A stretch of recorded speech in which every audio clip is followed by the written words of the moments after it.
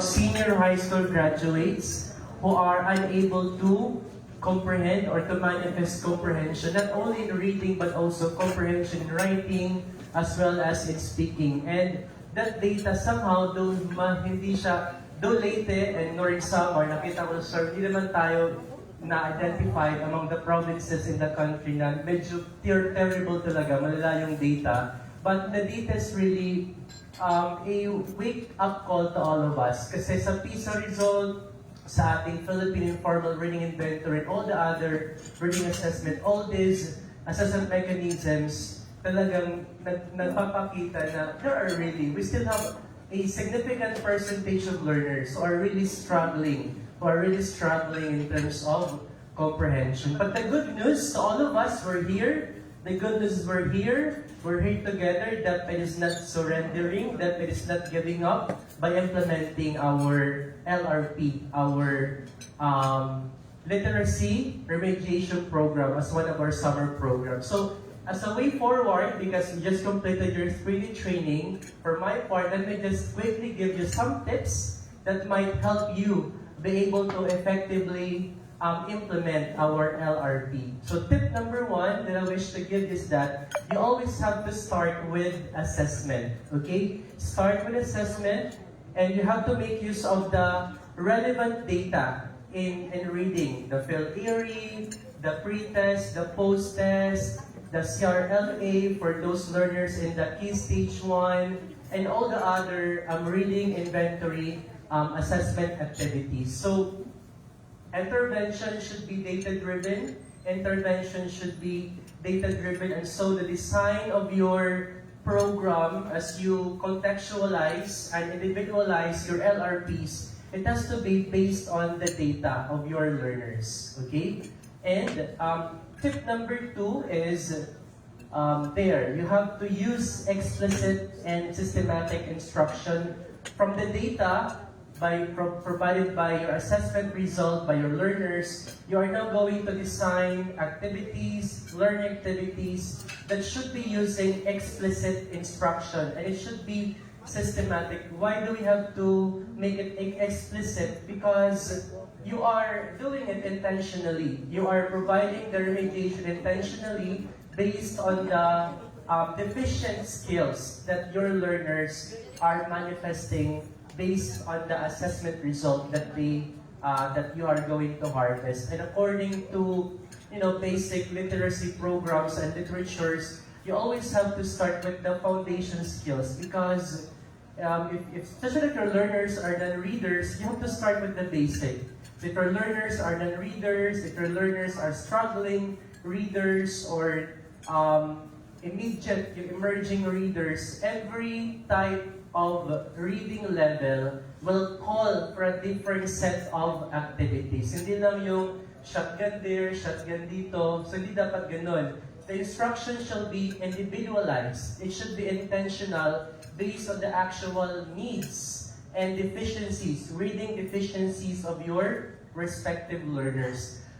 Our teachers really are good at crafting, developmental reading programs. Pero tanong natin, bakit may meron pa rin tayo mga non-readers, di ba? Ang dami nating reading programs in depth and in our respective schools, innovations and strategies, but then we still have a significant numbers of learners who are, lagging behind in terms of comprehension.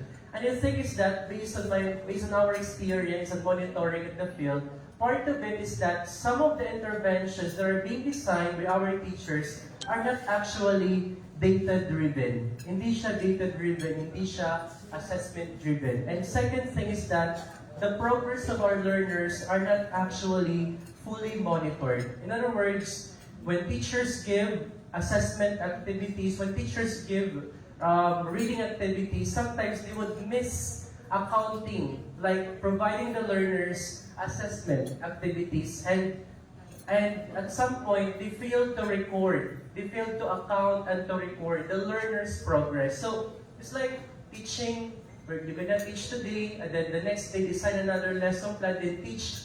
But then for the progress monitoring, that's the missing point. Our teachers really fail to analyze fail to interpret the data from the learners.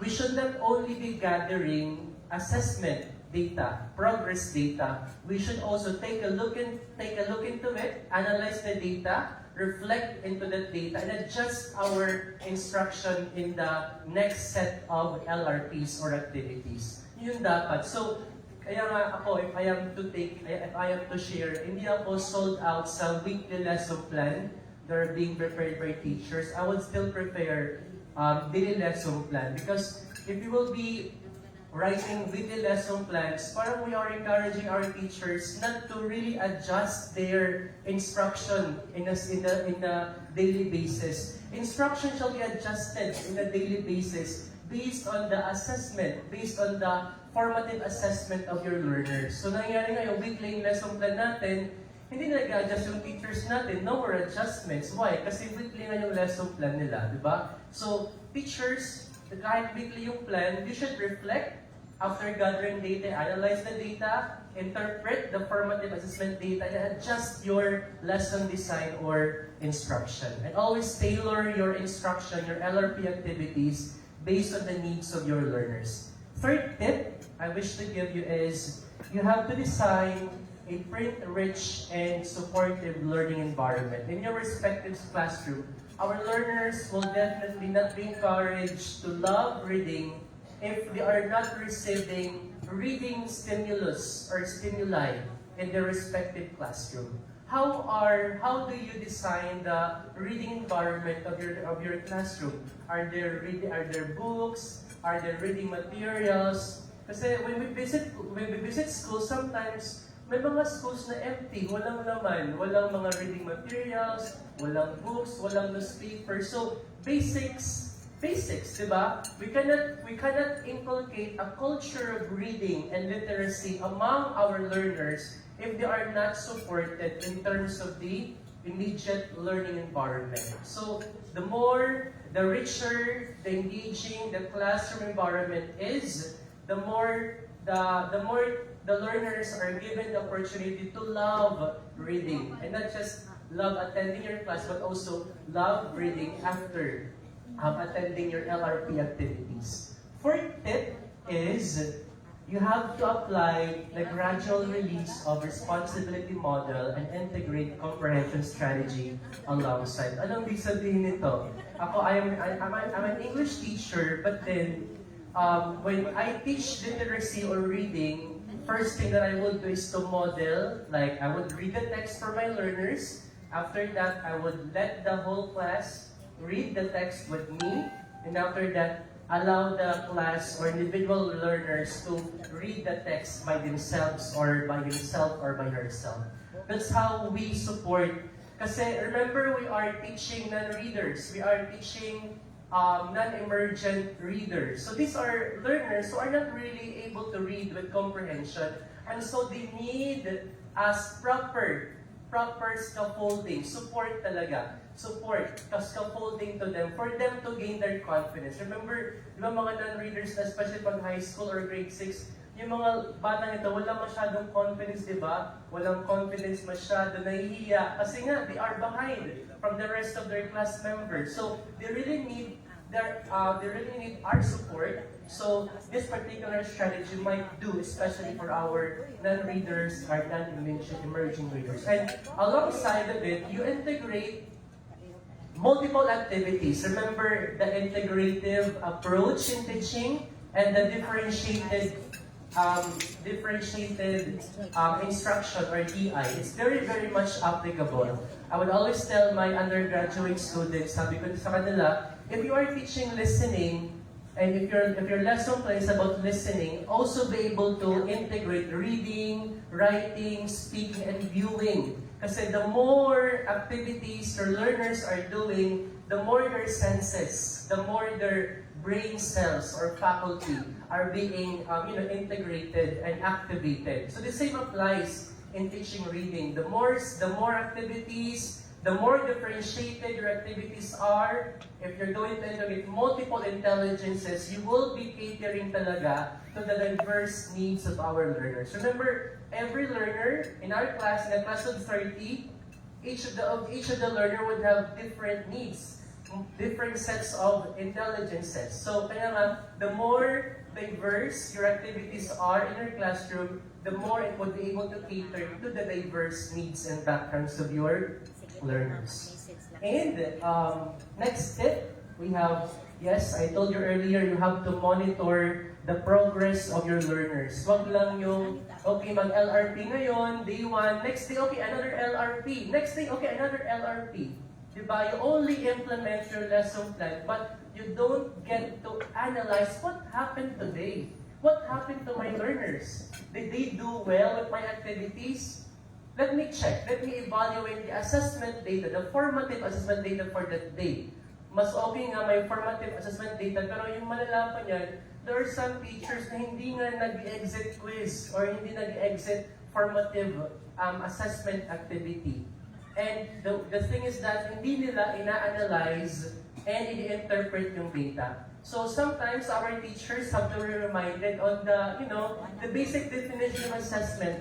Assessment is defined as assessment is gathering, analyzing, and interpreting data. But our teachers are just good at gathering data, right? You record, you gather data after teaching, that's it. Then proceed to the next lesson the next day. But you don't find, some teachers don't get time to reflect, to analyze, to interpret the data because the analysis and when you reflect on the assessment data for that day, that's the time when you get to adjust your lesson design the next day based on the needs of your learners for a particular day.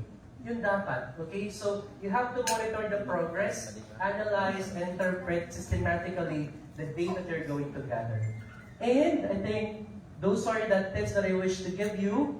But then I think the last tip would be you have to strengthen your collaboration with our family, with our parents, with our other stakeholders because alam niyo naman, it takes a village to educate a child, and if you don't get the support of their parents, okay, as an extension of our classroom, then our efforts will not pave the way. So we have to engage all the stakeholders, especially the parents of our LRP recipient learners, and allow them also to be engaged. Feel free to provide our learners with take-home activities that will let the parents as well, be engaged in teaching their students, in teaching their learners. And I thank you lang for my sharing. And